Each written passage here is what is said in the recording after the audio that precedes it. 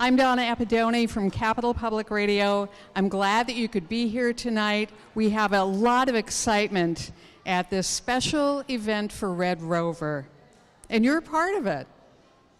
You know about Red Rover, right? It's a national animal nonprofit. It's based here in Sacramento, but the work that gets done is all over the country. And it's a group that helps animals in crisis, like the recent campfire around Paradise area. And Red Rover also works to strengthen relationships between people and animals. And a major focus of the work Red Rover does is empathy. That's a major focus of what we have going on here tonight. This is my assistant. Gavin Newsom has nothing on me. I have a little toddler helping me too. This is Red Rover's Raja Book 3 app launch event. It's the celebration of the culmination of the Restricted Adventures of Raja app series. Now, I love Red Rover.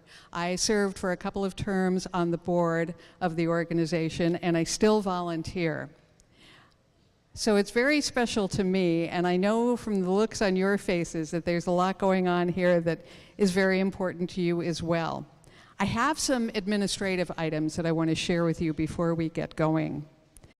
The internet access is provided by McKinley Library and the Clooney Community Center, and those organizations are run by the Friends of East Sacramento. There are two women who are part of this neighborhood who knew that they had something special in and around this area, the homes here and the public buildings in this area, and they wanted to make sure that a lot of other people got to see this part of the city too.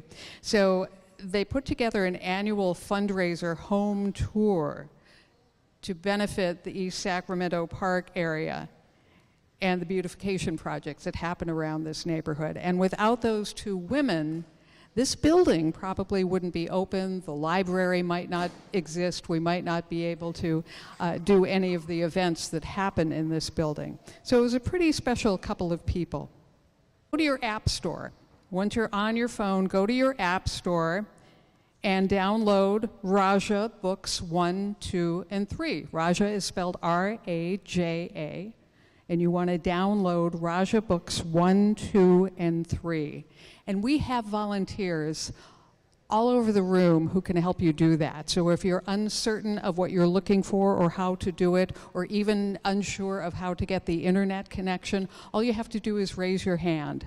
In fact, just by raising my hand right now, a volunteer might just run up to me and help me. Raise your hand if you have any questions. They're in the back of the room now, but they'll be happy to help you out.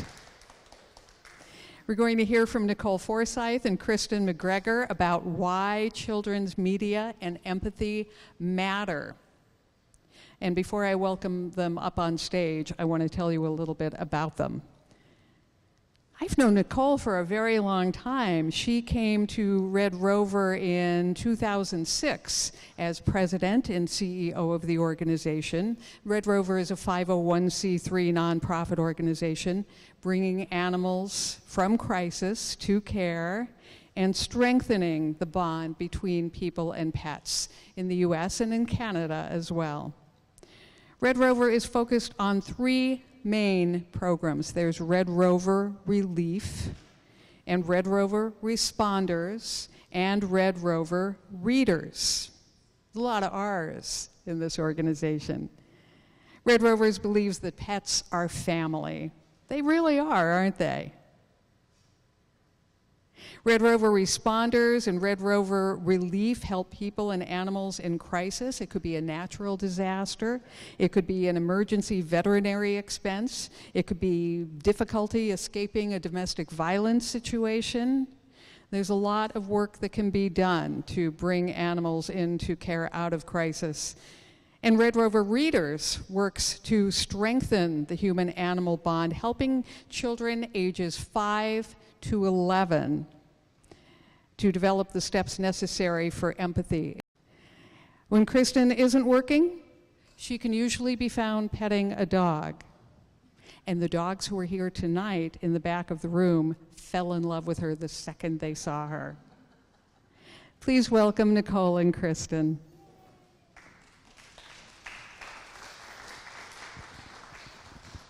Thank you, Donna. Oh, wow. Thank you. Thank you all for being here. It's so fun to have the creative team all here to both celebrate the end of the book series, which is both sad and exciting at the same time. We're going to be kind of telling you a little bit about what the app was trying to do, what we're trying to do with our Red Rover Readers program, and then we're going to bring the kids. There's a bunch of kids who are doing a project up in another room. We're going to bring them down here and then actually show you the app in action. So excited to do that. Yes, for sure. So important that we do that work, but we also really have a larger vision where we are trying to strengthen the bond between people and pets, and we feel getting to kids early and helping them learn the skills they need for empathy is part of creating a more compassionate future for both people and pets. Throughout our organization, we really are trying to strengthen the bond between people and pets. So even with our responders work, where we're helping people and animals in disasters, we're trying to keep them together. We help domestic violence victims escape their abusive environments with their pets. And again, we believe keeping pets and people together is a way to strengthen their relationships. And then by getting to kids early on and helping them develop the skills they need for empathy, that the idea is to prevent abuse of animals in the future. So let me go back here a little bit.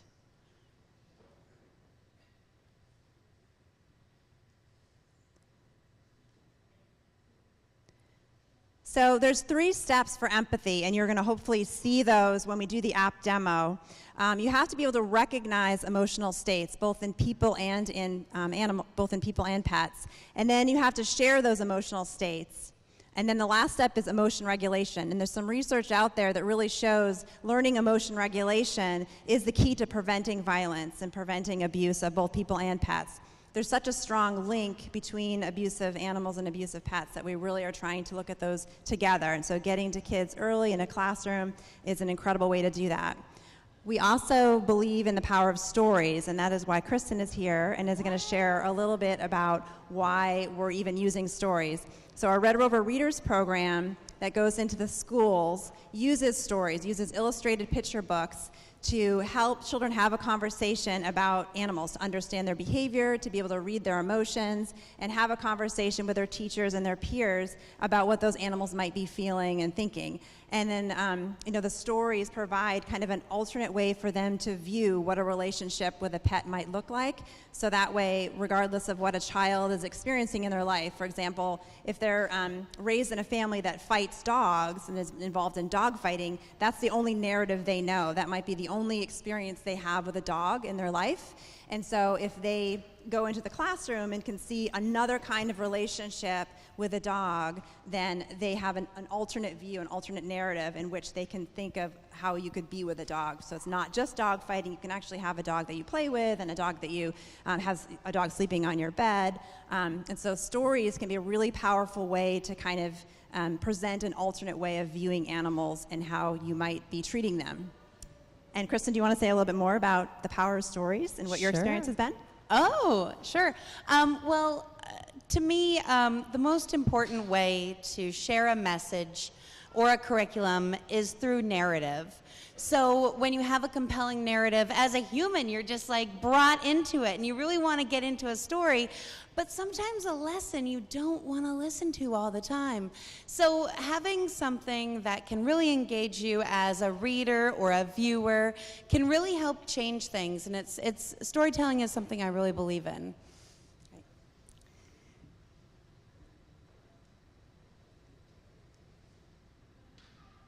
So, the app. What we're basically trying to do with this story is both create an engaging storyline that kids can get involved with, but we also wanted to take the program, the Red Rover Readers program, and copy the teaching methodology used in teaching the kids and put it into the app. So actually asking kids the questions that we use in the Red Rover Readers program. So it's a story, and there's also games to kind of help reinforce what they're learning in the app. And the story is in English and Spanish, so it's accessible to a wide variety of audiences. And it's really trying to show both the emotions of people and the emotions of animals. So there's interactive questions. You can click on these icons that are down in the corner, showing accurate animal behavior. And then this is really the key to the program, asking questions that really help the kids identify with how the animals and the human characters might be feeling in the book. So how do you think Raja feels in this picture? And how do you know? And then also to really get a conversation going with a child or a student in the classroom, really getting them to think about being more aware of their own emotions, the emotions of others, and to be able to have a conversation with their parents, with another adult, about what those emotions are like. Right, and exactly to that point, like we call that co-viewing in media. That is when education happens with parents and children or caregivers and children and technology that is screen-based. So if you're able to, and you could do this with any media, it's engaging that conversation outside of the media. So by asking these questions like, why do you think Raja's hiding here? That's how to help engage that really thoughtful, insightful dialogue and get kids thinking and parents thinking, and then hopefully when you see that happening with an animal outside in the real world, you can prompt that transfer over there of what you just took away.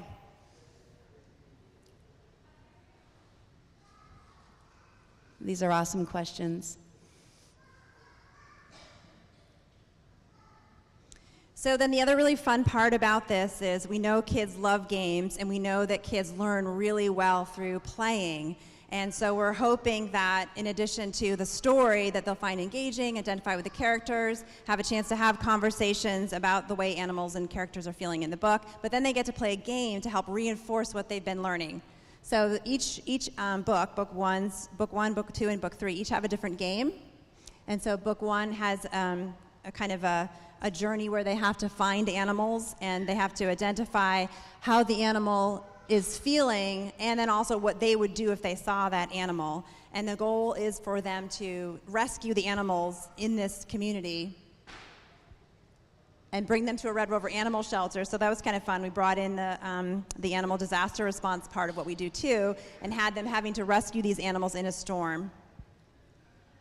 And then book 2 has a different take where the kids get to actually be an animal, so stepping into the perspective of a cat or a dog, and they get to choose what cat or dog that is. And then they have to identify what the human emotion is in this case, and how they think they would react if they saw that human acting that way. And perspective taking is something that children's media does really well.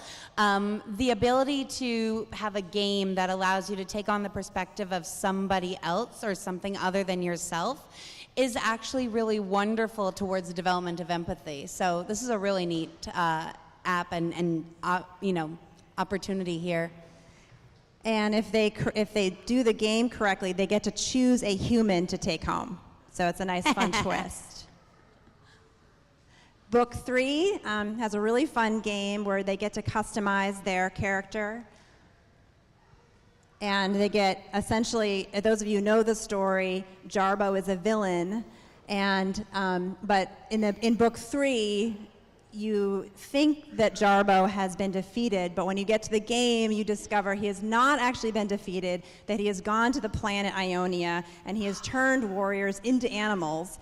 And the kids have to go into this game and rescue the warriors. So you have to go through the game, collect gems, create an antidote, and with that antidote, you are able to help these warriors. So this is really a warrior trapped in a dog body.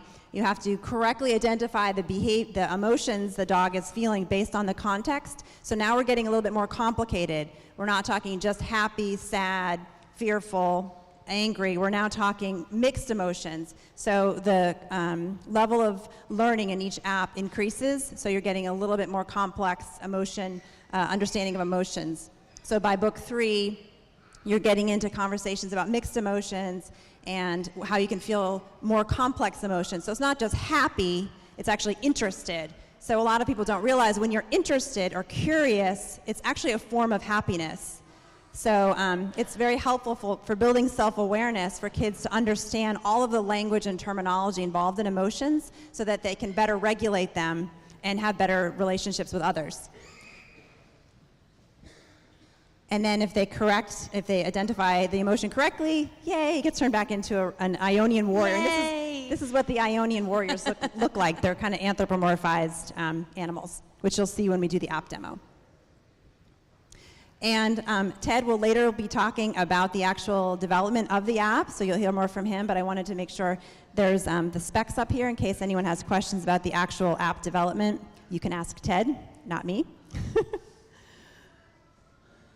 And make sure, the only way this can spread is for people like you to tell others about it. So follow us on social media. Make sure you're downloading book 1 and 2 and 3. There's a social media contest to help us promote that, and there's information about that in the program. And you can win some prizes if you help us promote.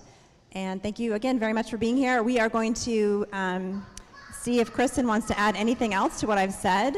And then we will bring the kids down to do the app demo. No, the only thing I want to say is downloading these apps is awesome. For me, I have a little friend, she's 5, and I've been able to read all the books with her, and I'm just so excited that there's 3 now, and also just the fact that you have those prompts as a caregiver is just so great because you can provide that really great enriching experience for these kids. So thank you, Nicole. Thank you. Thank you. Thank you.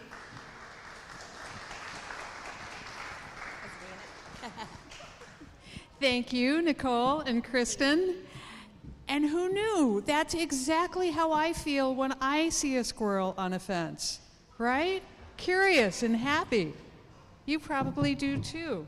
Empathy is one of my favorite topics to talk about with any group because there is so much that we learn and that we can share with the children we know. But there's so much that we can learn, and it extends into what we hear in news coverage, it extends into what we find out in the medical world, and it just ends up infiltrating all aspects of our lives. So we're learning something here today through the Raja app about animals, but you'll find applications for it anywhere you go. Thank you, Nicole and Kristen.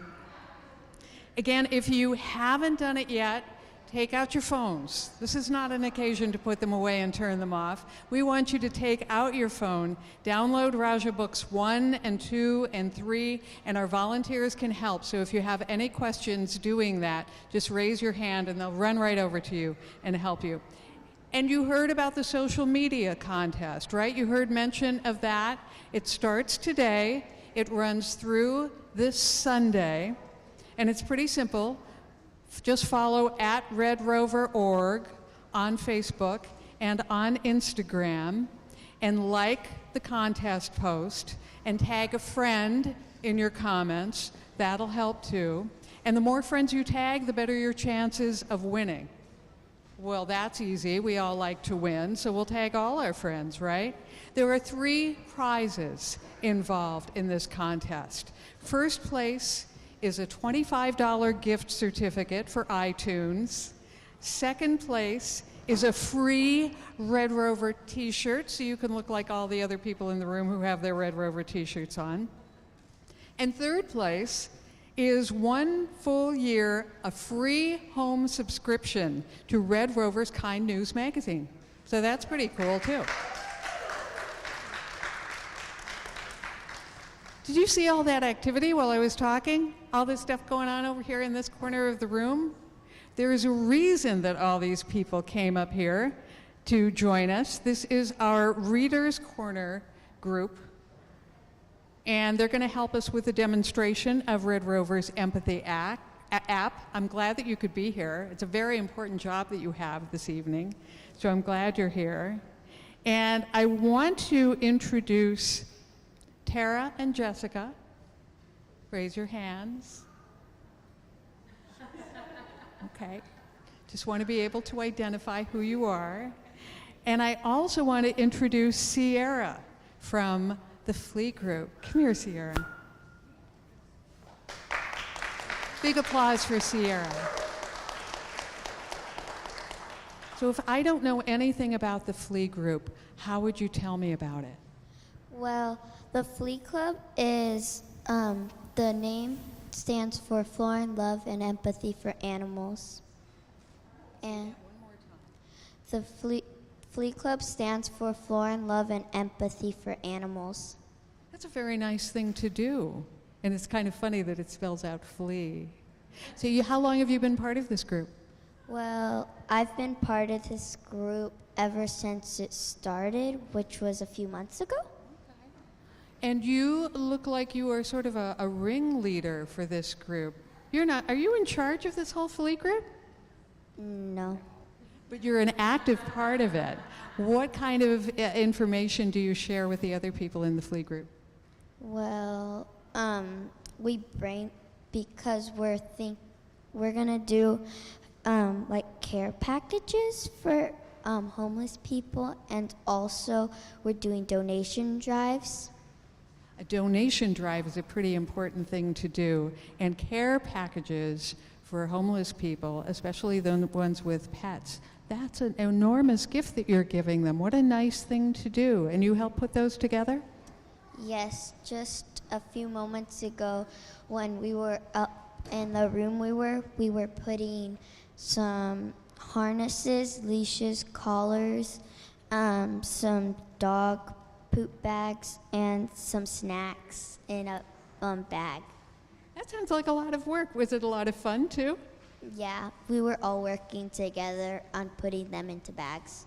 Good. This whole group was working together? Yeah. Yeah, some of us are from Flea Club, but also some of us are from our junior advisory board. Excellent. Sierra, thank you.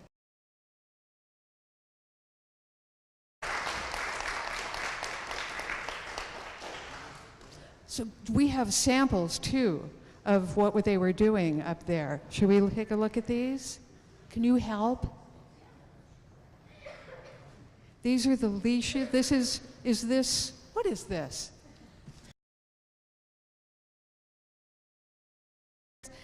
Poop bags, harnesses, and sturdy leashes for animals who don't have a home and also for their owners. What a nice thing to do. Thank you.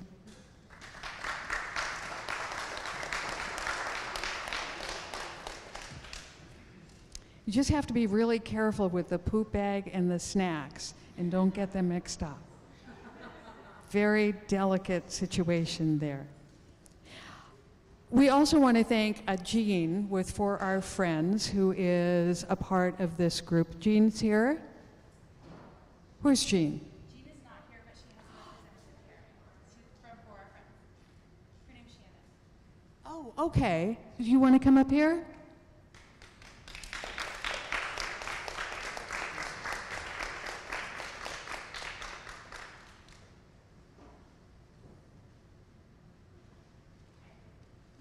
You can come over this way.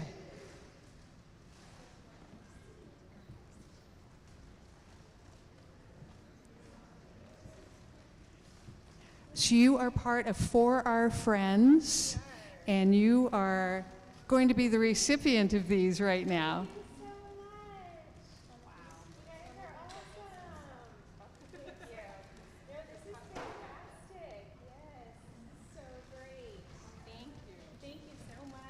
I know your hands are full, but yes. Do you have a couple of words for us? Oh, I don't know. Thank you so much for putting all of these together. This will go a long way to help our furry friends in our community. We are honored that we're trusted in our community to help people's animals by giving them medical care such as vaccines and helping to spay and neuter. Thank you.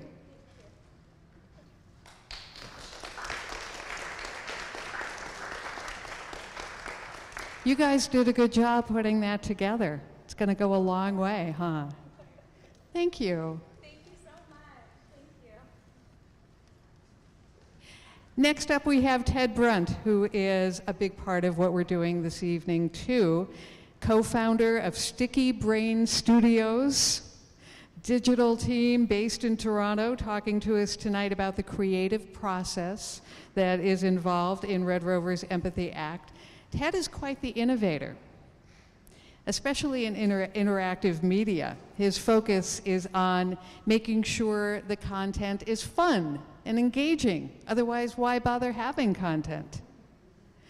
And he's built a lot of creative teams to get the job done. First at TV Ontario, at CBC Television, Children's Television Studio, Marble Media, and now Sticky Brain Studios.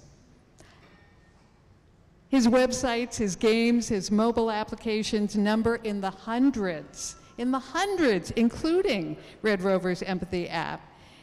And his teams have won dozens of awards because that's what happens when you do really good work.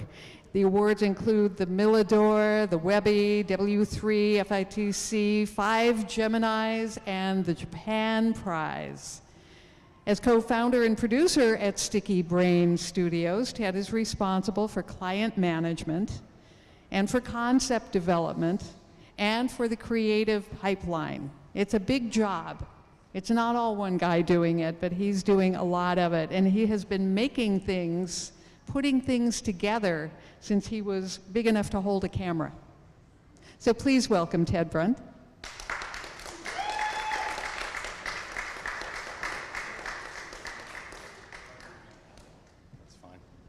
Hi, everyone. Thank you for having me.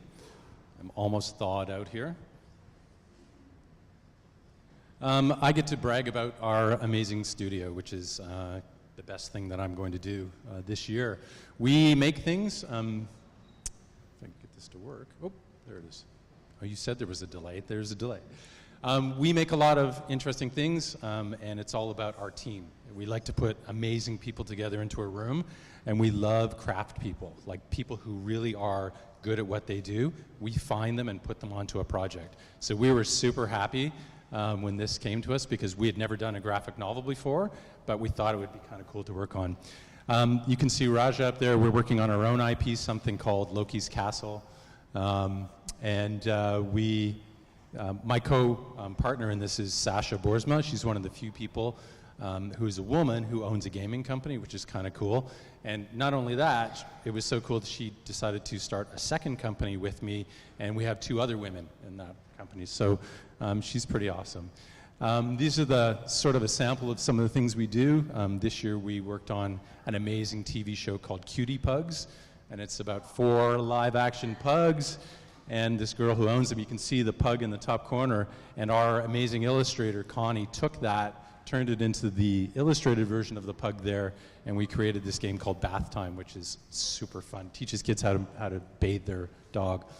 And we've done some character development for things like the Royal Conservatory of Music. So like I said, this is all, for us, it's about finding craftspeople and honoring what they do and applying them to a project, which we're really happy to do. These are some of the people that worked on these particular apps over the years. Matt is one of the original people here who came up with the idea of a graphic novel because we weren't sure if we should just do a game or if we should do an animated series, but we really thought a graphic novel would be the right thing for this. There's some cartoon guy in the middle. That's Sasha, my business partner with her dog Totoro. These are the people who work on sound, so they spend their time making music and sound effects. Calvin on the left there, he did the sound for books 1 and 2. He's just had twins, so we probably won't see him for another decade. That could be the last time you see him. Janelle on the right there, she's just an amazing composer, works in gaming and film and television. We love her. These are the people who did the art. So Brian is the key to this. He's the guy who did all of the graphic novel, and he's kind of like the Lemony Snicket of art because he never wants to be seen. He sent me a photo too late for this to happen, so I threw in AJ. Brenton did some of the user interface stuff, and I'll talk you through some of that stuff so I won't bore the kids too much. Connie was having her wisdom teeth taken out, but she has a turtle pet, so I put a photo of a turtle there. And this is Human, who is our major developer on this, so he's the guy who did all the code that made all the game happen. He built the whole navigation system. So, oh, and I forgot, there's Kristen. She's one of the ones on the right. We've worked together a long time, Kristen. So, what do you do when you have to put an app together? Is it magic? Well, no, I'm pretty sure I'd show you it's a bunch of people who do a lot of work. It just looks like magic. So we had to turn the script, the idea, the story that Kristen and Nicole came up with into this. And it just took a lot of time and a lot of work. One of the things we do, I won't bore you to death with this one, it's called a game design document. And we make this document that has every single aspect of a game, an app, in one place. What happens when you press a button? What happens when you do this one thing? It's just this massive, massive document. And the interesting thing about these is we start writing them before we even know what the game is. So it's this living document that we keep going back to and updating and changing as we go, so that if anybody goes off the project, somebody could pick up this document and just finish it off. So it's a lot of work and a lot of pages, and it's extremely boring. So this was Matt's first version of what the graphic novel might look like. And graphic novels are kind of cool. Scott McCloud, who wrote this amazing book called Understanding Comics, and I have a friend named Mark Asquith, who's this comics guru. They talk about amplification through simplification, and graphic novels are kind of cool because you can not have super detailed artwork, because what happens is, as the reader, your brain starts doing a lot of the interpretation and you start participating in the story more often. And the cool thing about graphic novels is you see each one of those little panels up there.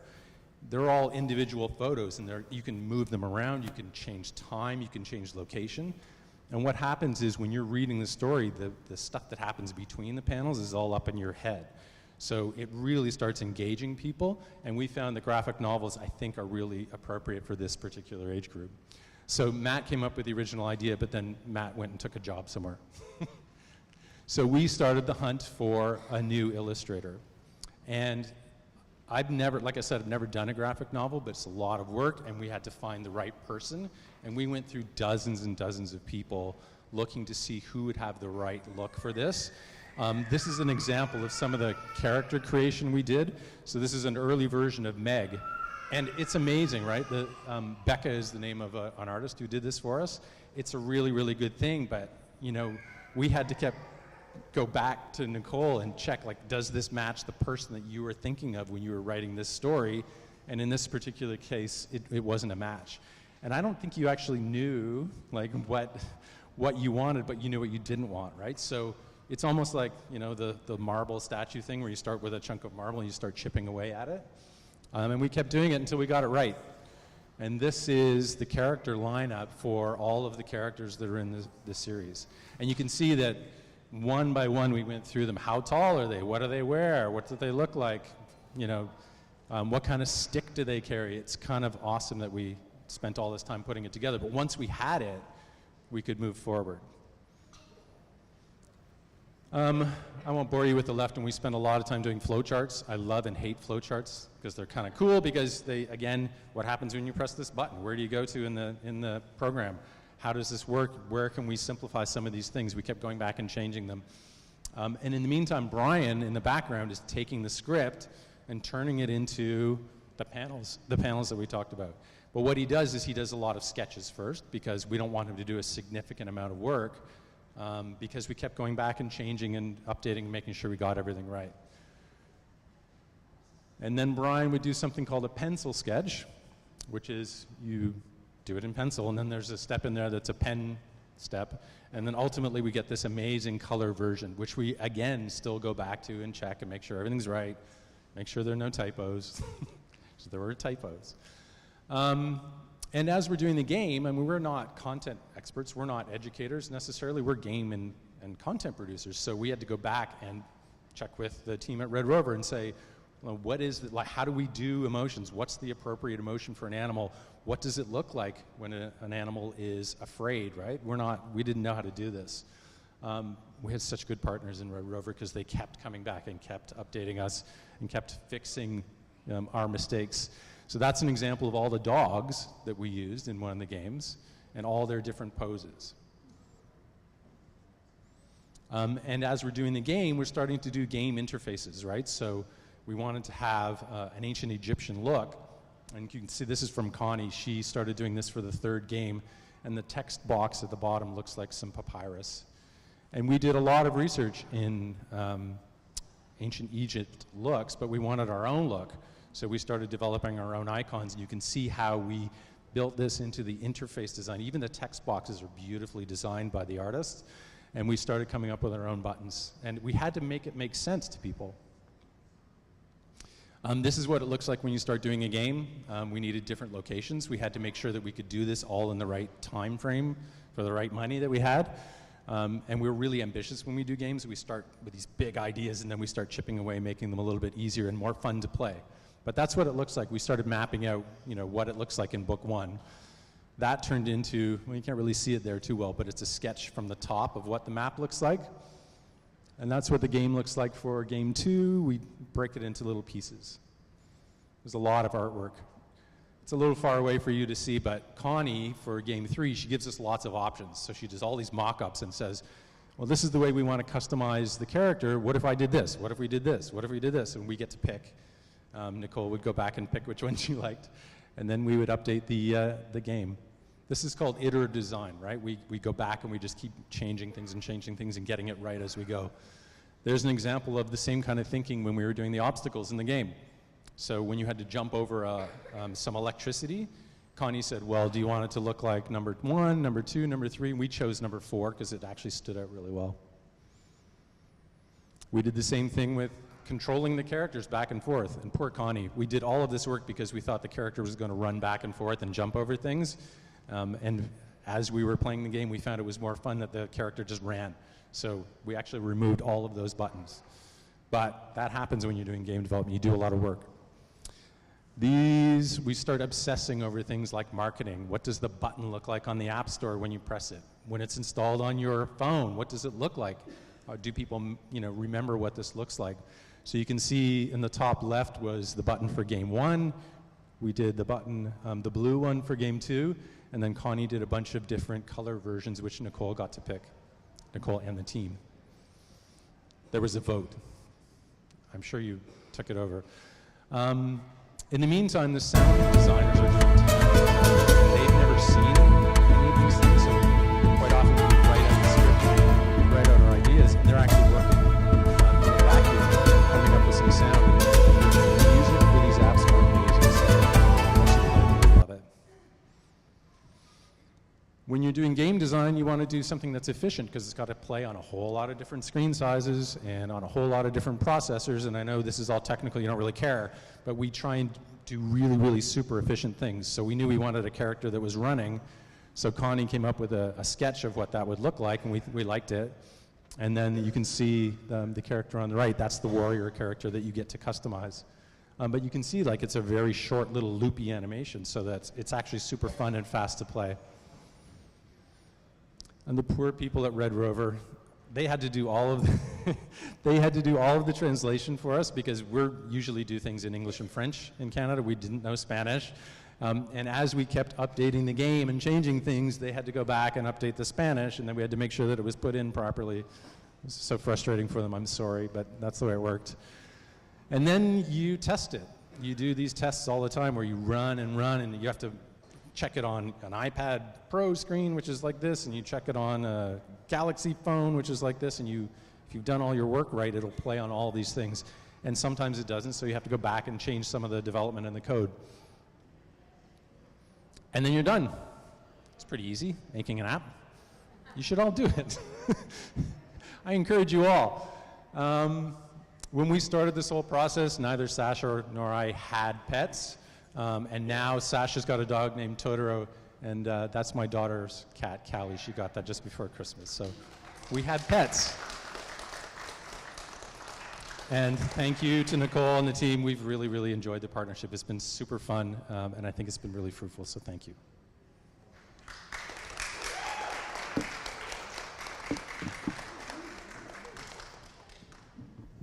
Thank you, Tad. I always think things are a lot more interesting when you get to see how they're made, right?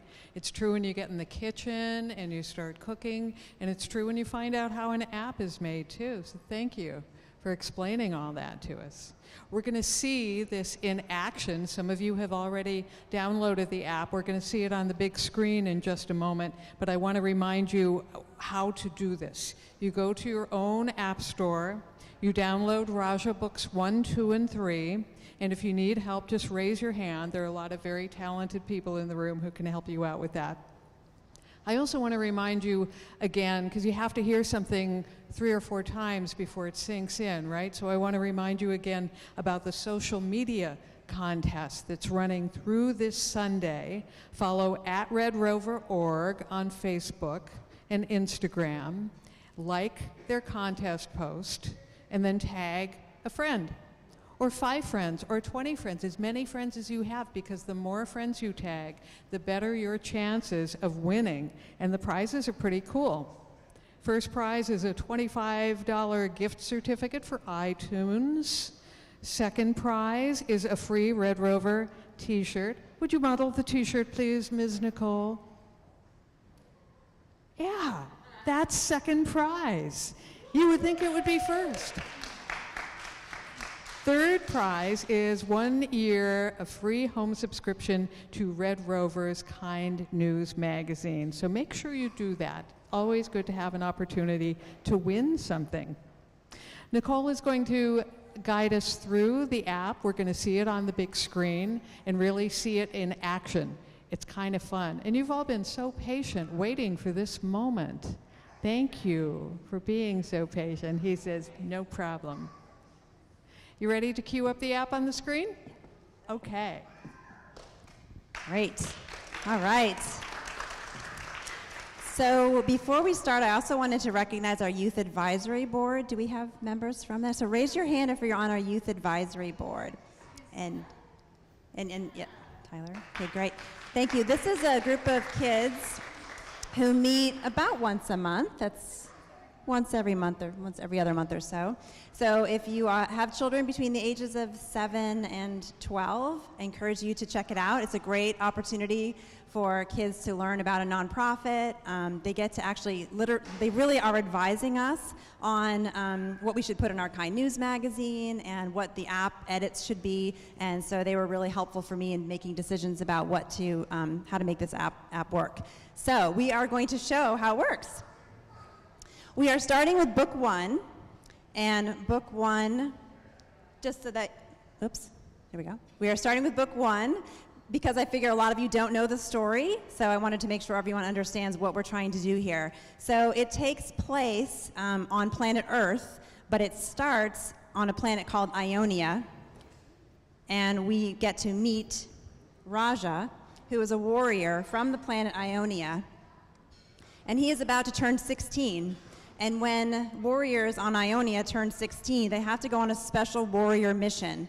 Now, Ionians are very special aliens. They actually protect a library, and in that library are portals to other worlds, and they have to rescue people all over the universe, the multiverse, actually.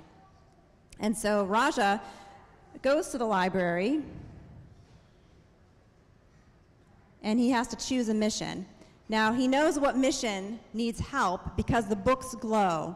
So he has to pick a glowing book and basically save the day in that world. But when he sees a book glowing in the restricted section, he decides instead of taking a mission he's supposed to do, he becomes very rebellious and decides he's going to do this mission in the restricted section of the library because he sees this boy. So this is a boy who's living on planet Earth, and he is very distraught, and Raja is very motivated to help him. And then we get a little bit of a backstory as to why AJ, the boy's name is AJ, why he's so upset. And so one of the things the app does is, again, it's a powerful story. We want to draw kids into this adventure. We want to motivate them to be, interested in what's happening with the characters. But we also want to show human and animal characters with accurate behaviors and accurate emotions. So here, when you come across AJ, the question pops up, how do you think AJ feels in this picture?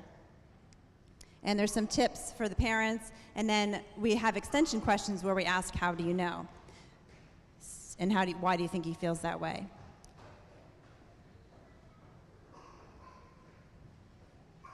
Okay, so we have now Raja deciding he's going to help AJ, hits the button, goes through the portal, but lo and behold, when he goes through the book, he is turned into an Earth cat. So he had no idea this was going to happen. And just for you guys in the room, this is why it's restricted.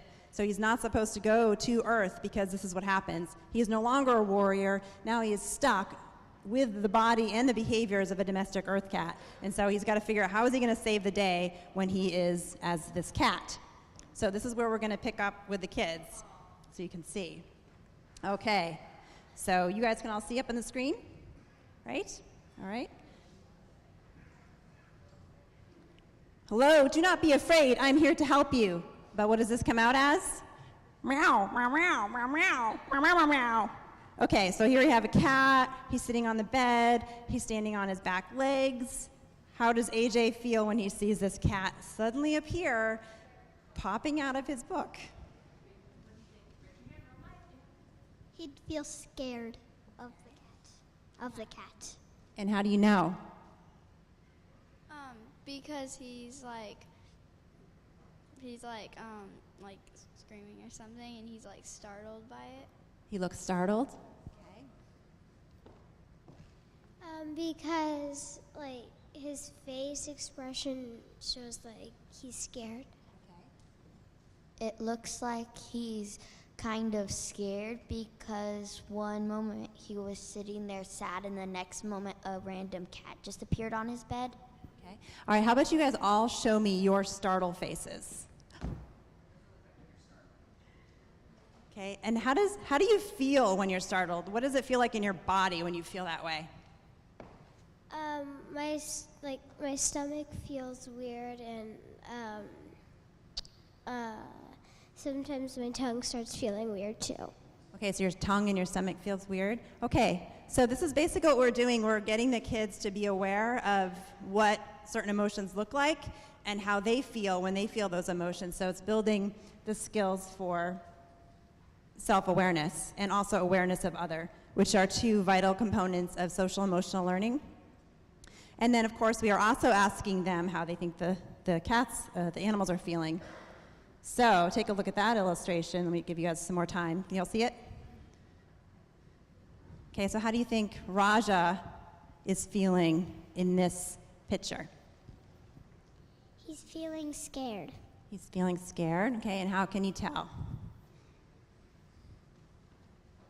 Raja was confused because he was just like a warrior cat, and now he's not, and he was wondering why that guy was scared of him. Okay, so he was confused. Anything else? Maybe because Raja's confused because like when she jumps off the bed, when he jumps off the bed, he looks he looks confused. Okay. Also, he might feel startled because the boy made a loud noise when he said, ah. Okay, so he might have been scared by the loud noise too, okay?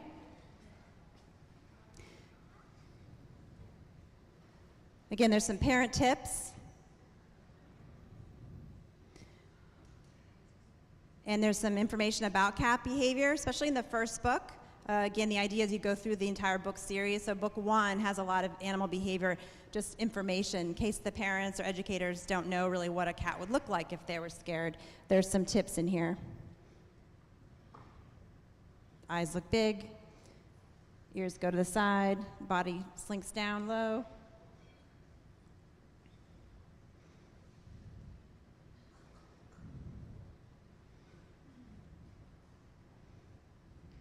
Okay, and then we also have here, same kind of question, how do you think Raja feels? But then we're asking, why does he hide?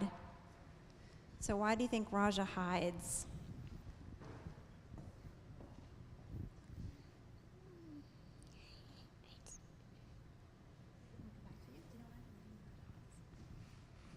I think Raja hides because he doesn't want to be near the boy because she got scared and confused, and she might be a little more confused because she's not a warrior anymore. Okay, so Raja's hiding because he is scared. Okay, so when do you guys feel scared? What things scare you? The dart. Afraid of dogs? Okay. What do you do when you're afraid of dogs? Like, what happens when you see a dog? I just run away. You run away? Okay, so sometimes when people are scared, they run away. What else do people do when they're scared? I'm scared of the dark, and I just curl up in my bed and hug my blanket and my stuffed animal. So do you go under your blankets or just crawl up into a ball? I don't put my head under my blanket, but I put I don't put all of my neck under the blanket, but I put some of it. Okay. And does it help? Yes, because then I'm not as scared. Okay, so you're not as scared anymore. What else do people do when they're scared? Maybe animals might tuck away in the corner because maybe they're in a strange place, or people, like if there's a person they're scared of, like in horror movies, they might try to like resist or hit back at them. Okay, so sometimes when people are scared, they actually lash out, hit? Is that what you're saying? Okay, all right. Okay, so that, one more thing, okay. I have a cat, and she's really lazy, but she sometimes hides when she's scared too. Okay, good, all right. Thanks, you guys. Thanks for participating. You have one more thing to say? Okay. Sometimes when cats are scared, they feel threatened and they would like attack or something. Okay, yeah, so sometimes when animals get scared, they bite and attack. Did you want to add one more thing? No, you're good? Okay. One more thing. I can't help but hear them. One time I was trying to put Rusty on a neck, but he's keep like scratching me. Do you think he maybe was scared? No, he wasn't. Okay. All right. So that's a little bit of a demo of the app. I encourage you to download it to hear the rest of the story, and it gives you a little bit of a taste of what it looks like in action. So now we are going to bring up all of us back up here for some questions. So in case anyone has questions, we encourage all of you here to ask questions too, especially if you want to know more about how the app was made, or anything about Red Rover, or anything about the book that's confusing, or the app. You can ask questions about that too. Thank you. Thank you, Nicole. So Nicole's going to stay up here. Kristen and Ted are going to join us. Let me ask you if any of you have questions. Anything that you want to know about the app before they start their panel discussion? What would you like to know? You'll think of something. We'll get back to you. I have a question for the three of you. Maybe for Nicole mostly. Why did Red Rover want to put together an app? Why was empathy such an important topic for Red Rover? And why was the app the right solution for teaching? So right now, the Red Rover Readers program goes, and we train teachers and we train educators how to use this program to really help kids do exactly what you just saw here, really helping them understand the emotions of both human and animal characters and how they would feel in similar situations. So just working through those 3 steps of empathy.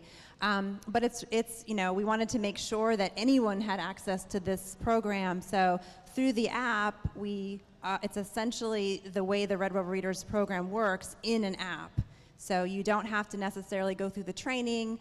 All you need to do is download it and follow the questions and follow the parent tips, educator tips, and that can help you get a little bit of a taste of what the Red Rover Readers program is. There is a lot of emotion that comes out. You were just asking some people here tonight about how they feel when they're scared. How do they act when they're scared? How did you know which emotions to talk about in the app and what questions to ask? Kristen? Well, really using the knowledge of Red Rover was really helpful because as a writer, you come in with like great ideas for the narrative, but actually having that curriculum and that strong drive that Red Rover has, I really relied on Nicole's knowledge and also the knowledge of Red Rover when we were doing this. Yeah, we had the story idea, but then we had to make sure we gave opportunities to show Raja scared. So how are we going to create a realistic situation where Raja was scared? Because cat fear, for example, or dog fear, they're very common behaviors that you could show in a drawing. Some emotions in animals especially really depend on the context, and so it's hard to convey in one simple illustration. And so it's pretty challenging to figure out which emotions can we actually convey in an illustration, and how is that going to fit in the story. And to be honest, having to put those emotions in and convey those made the story stronger, because we wanted to have those great moments where peaks and valleys in the narrative, and we were really able to do that. And so I think, you know, the curriculum and the story complemented each other as we built this project. There are some topics that we want to introduce to people of this age group who are using this app that aren't always easy for even grown-ups to talk about. And you had to very carefully and age appropriately introduce topics like animal abuse and domestic violence. What was some of the thinking in introducing those topics and making sure that they were okay for this age group? Yeah, one of the hardest things is there is a character who is, you know, angry at a dog, and so we were a little bit worried about how are we going to convey this, but he's only angry with the dog because of the virus that's infected the planet. So it's a little bit easier to say, like, it's not, you know, there's a reason why he's as angry as he is, and there are real things that happen. You know, people see. I'm sure all of you have seen your parents angry about something one time or other. Everybody gets angry, but what do you do when you're angry? And is it okay to hit a dog when you're angry? And we wanted kids to think about that, because our hope is that they don't decide when they're angry that they're going to hit a dog. And also with this, like having RedRover's and all the animal rescue, we were able to really zero in on common situations that we might see that would be appropriate at a child's level as well. Can I add one thing? I think Brian, our illustrator, who worked with Nicole, just captured all of the emotions of the animals so brilliantly, and he just did a fantastic job. While you have that microphone, Ted.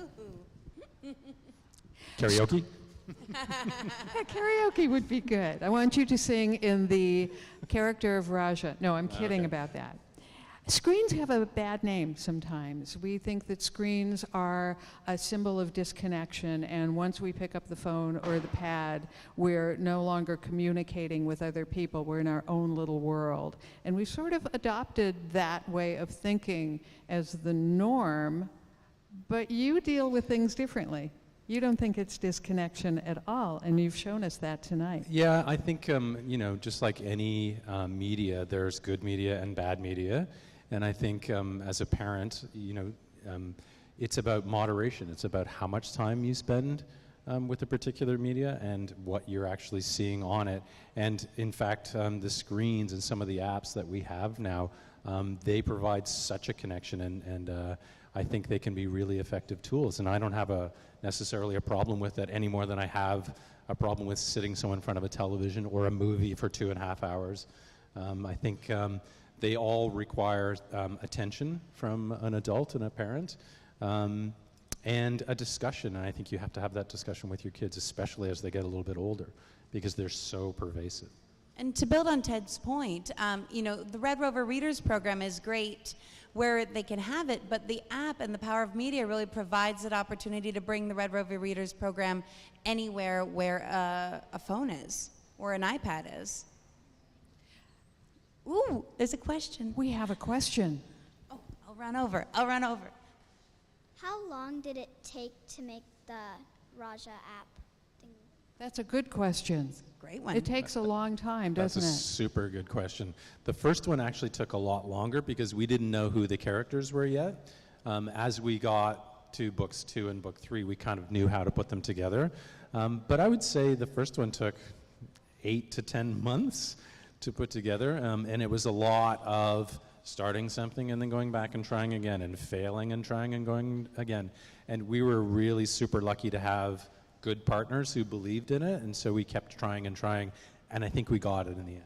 Now, when you say 8 to 10 months, How would you compare that to what people do in a school day? Because they study different subjects in school. Some time is spent on math, some time is spent on geography, some time is spent on something else. So when you say 8 to 10 months, do you mean every single minute of those 8 to 10 months? We spent a significant amount of the 8 to 10 months with somebody on our team working on some aspect of this. And in fact, at some point, more than one person. So Brian, who does all of the illustrations, he can take 6 months to do all of those pages. Each time he takes a copy of the script and works it into those panels, it's a lot of thinking, laying it out, how does this play? Each of those frames is very important. And as he's doing that, our developer is working. He built an entire navigation system for navigating through a book page by page. Our second developer sort of increased that system. And there are companies that can take, a development team of 10 people that time. So this is what, when I say we bring in really qualified, excellent people, I mean, that's actually a fairly compressed amount of time.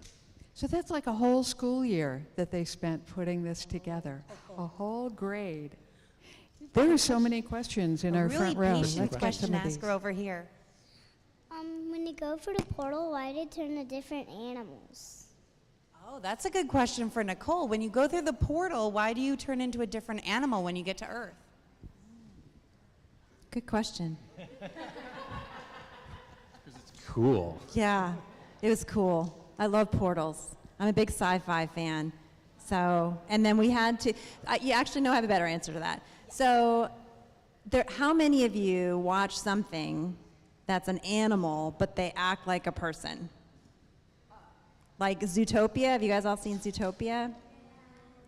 So there's a lot of children's TV shows and books where there's animals, but they act like people. Now, I think that that's pretty cool, but I also think that I want you guys to know what real animals look like and act like, and that they can't talk, and that we have to figure out how they feel based on their behavior, and it's very different than our behavior. So a lot of things we do the same, but a lot of things they do different. How many of you know what a dog play bow looks like? Can anyone want to do it? You want to show me what a play bow is? No? Okay. All right. So we don't do play bows, right? We like to play, but we have a different way of communicating when we want to play. But a dog, they do a play bow, and every dog, unless they've been isolated from birth, every dog knows what a play bow is and how to respond when they see one. And so that's kind of cool. But you don't see that in a book with an anthropomorphized dog, a dog that's acting like a human. And so I really wanted to kind of play around with that idea of a anthropomorphized character. So Raja's an anthropomorphized cat, right? He's acting like a human. And I wanted him to come to Earth as a real cat, and he could only do cat behaviors. More questions. All right. Ooh, I'm coming over here. Did you guys have ups and downs, and did you guys agree with other people's ideas? Oh, that's a great question for maybe all of us. Well, I will say, like, when Nicole and I were working together, sometimes there were times where I would say, what if we did this? And she would say, what if we did that? And that's when we know to take a break. Yeah, so Kristen is the better writer, but sometimes she would come up with something that wasn't going to fit with what I wanted to teach. So that's the hard part, is coming up with a story that's fun and yet also has the characters doing what I wanted them to do. And that, in like with the illustrations, sometimes the illustrations would come back and they weren't acting like animals. They maybe had a human facial expression, and I had to go back and tell Ted, you got to have the illustrators change that because it's not quite right. So there was a lot of back and forth. So a lot of, I wouldn't say there was no arguing, but definitely good conversation. We argued a lot. And that's how it goes, right? When you explain something to somebody, you have a picture in your head, but then you have to get that other person to share the picture in your head. So it took a little while for the three of you to get in sync that way. It's totally true. And when we were doing the game part, I mean, we weren't sure if one particular game would really resonate with kids, but those are good creative friction times that we really like. And we sort of provide a safe environment to have that conversation, and we just get a better product as a result of it. What a good lesson in collaboration you've given us. Yes. We have more questions. Let's get to these. Over here. Did you add any new characters for the third game than you had in the past games? Oh, are there any new characters? I don't think, no, because we talked about that. No, they're all the same characters. I would say Jarbo, the villain, plays a little bit bigger role, though, the first two. Do you wanna, yeah. What about, remember the Kickstarter campaign, though, where we included Kickstarter Yeah, animals? that Rocky is the one-eyed cat in book 2, and that was actually someone who helped raise money for our for the project, and that was a real cat. So Rocky is based on a real cat, and same with Tachika, is also a real dog. I mean, based on a real dog and a real cat. One more question. And we have a question over here. How did you remember all the characters that you made? How did we remember all the characters? Oh, that's a great question. So maybe I'll ask Nicole that. Ted. I have an answer. Have you ever created a story where you created all of the people in the story? It's kind of your own story, right? And so when you're creating your own thing and your own story, you actually know the characters really well, and I think that would be what came through for you. Yeah, a lot of time passed, though, between book 1 and book 2 and book 3. So remember, we did have to go back. So sometimes there were things I had to go back and remember. And I'll say, like, one of my favorite things about being a writer is having all those characters in your head and being able to bring them back to life when you want to write a new thing. And if you have them all in your head, you can think about different situations for them. Do you ever like to write stories? Does anybody like to write stories here? Yeah. It's fun, right? Great.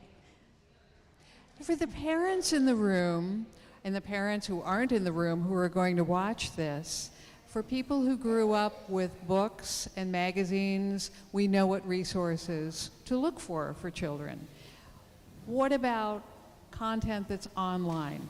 What are some good guidelines for us as adults to follow so that we can help find the right online content for young people? Want me to start? I think it's very, very challenging.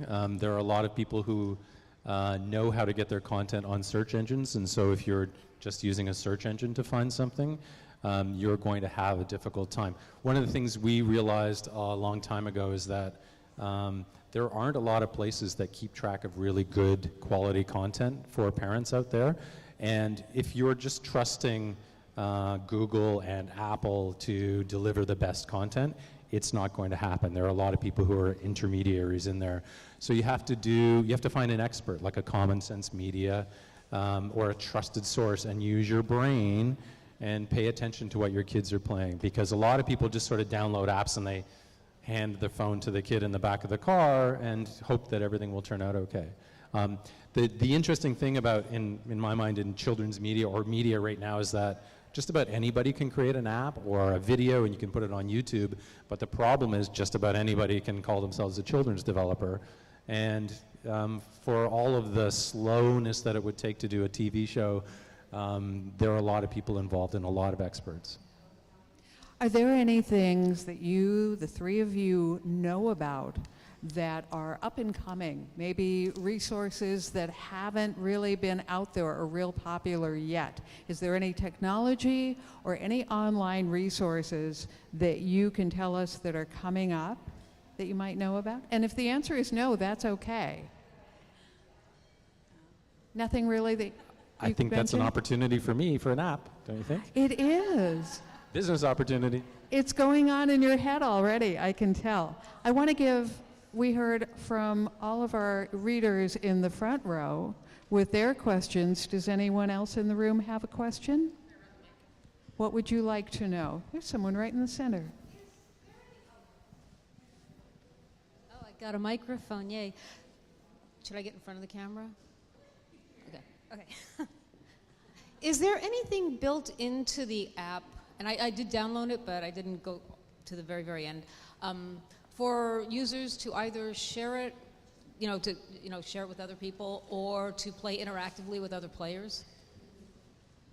I can say no because I've worked in children's media for a long time. That would sort of violate COPPA and a lot of the restrictions that are properly put on apps. I mean, those systems are put in place to protect children, right? Because very often children are very generous. They want to share information with other people, and it's actually really dangerous. So we spend a lot of our time making sure that kids are safe.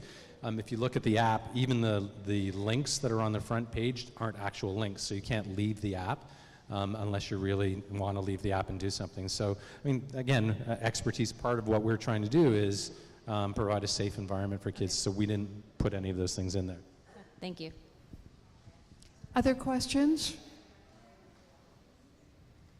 We have one right here.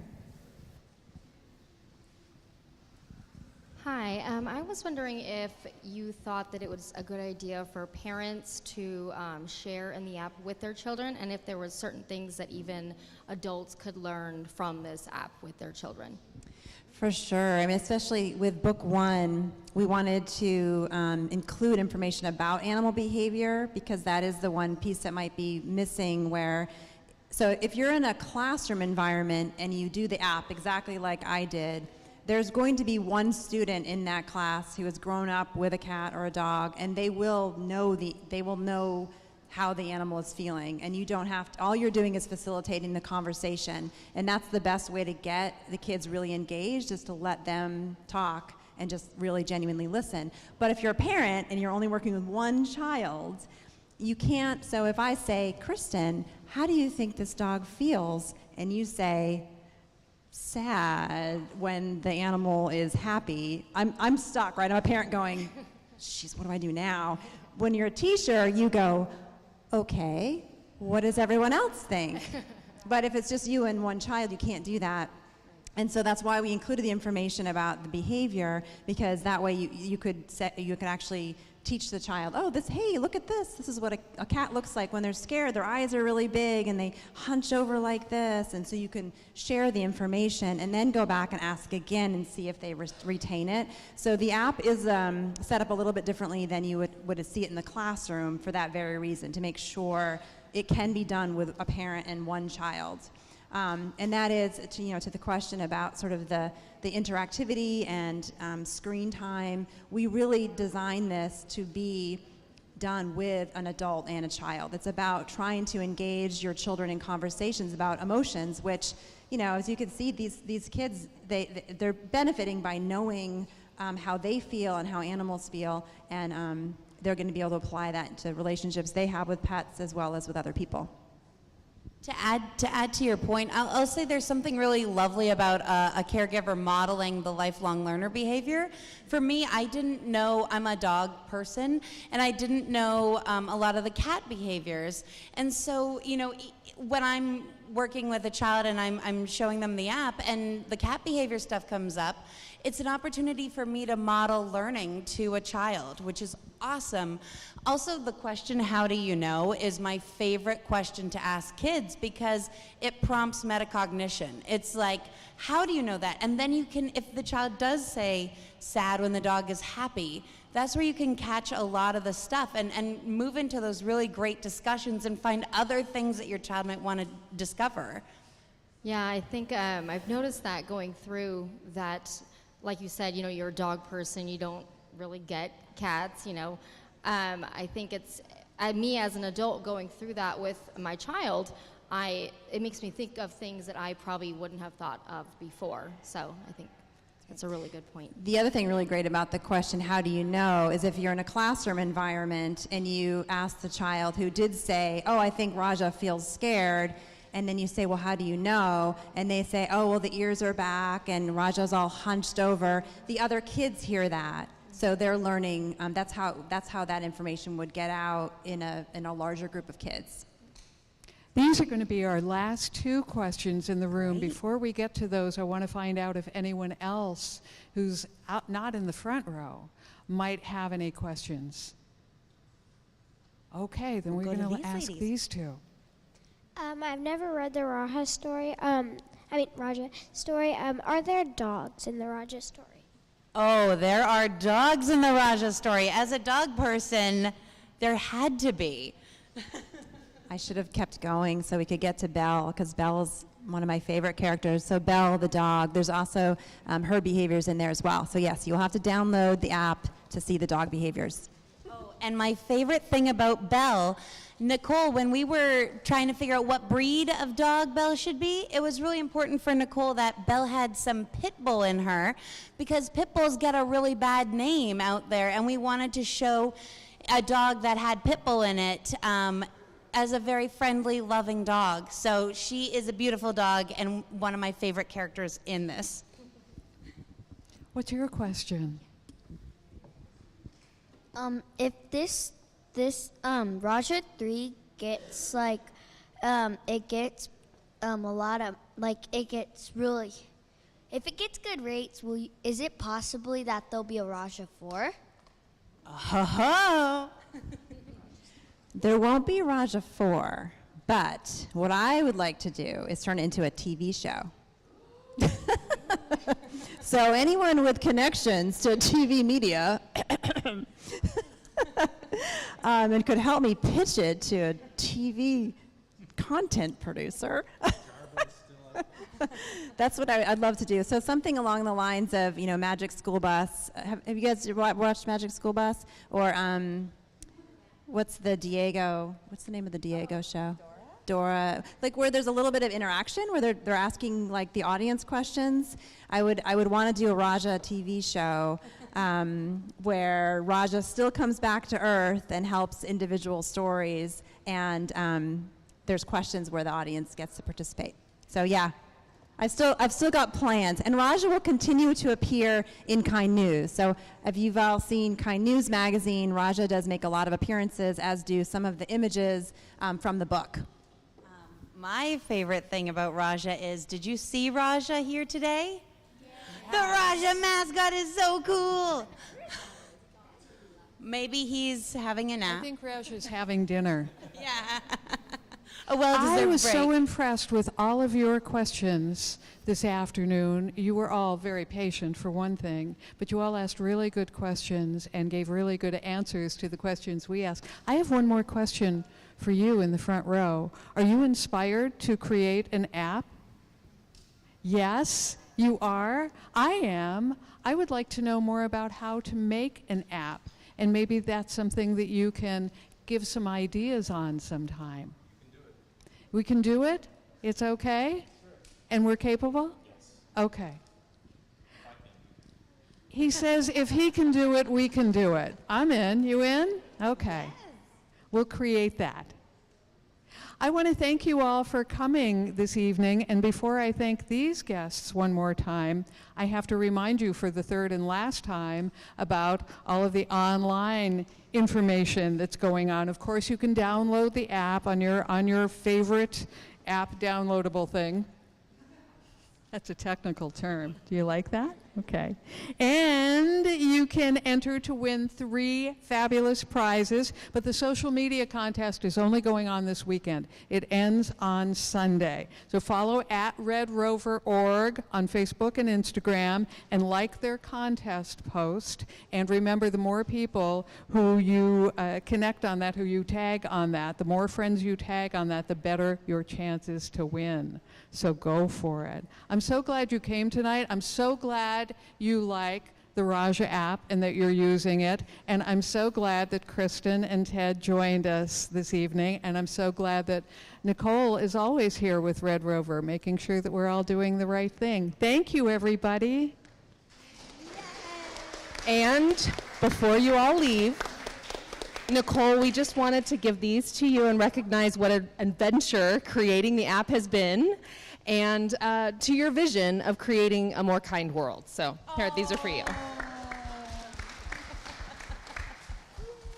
Round of applause, everyone. This was wonderful.